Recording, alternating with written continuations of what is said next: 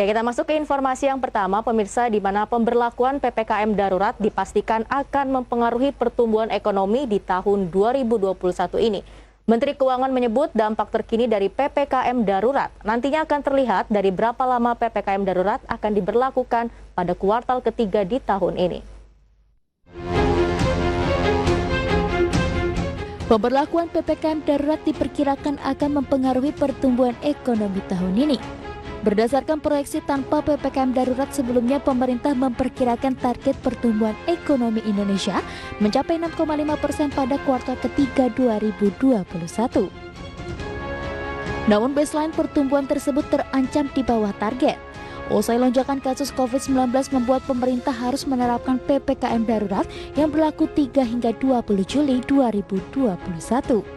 Dengan kebijakan PPKM darurat relatif lebih ketat, maka akan berpotensi menyebabkan pertumbuhan ekonomi melemah, terutama dari sisi konsumsi masyarakat. Menteri Keuangan Sri Mulyani Indrawati yakin PPKM darurat tak signifikan menekan pertumbuhan pada kuartal ketiga jika hanya diberlakukan selama 2 pekan dan efektif. Namun jika lebih bahkan mencapai 1 bulanan, maka dipastikan pengaruhnya akan cukup signifikan bagi masyarakat.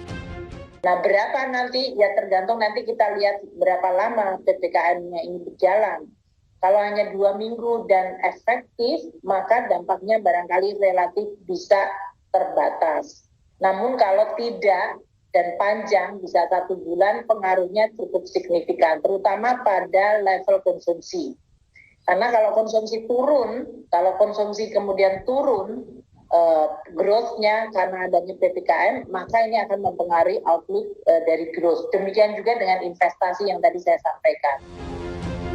Di sisi lain, proyeksi ekonomi untuk kuartal kedua tidak akan terpengaruh dari kebijakan PPKM darurat.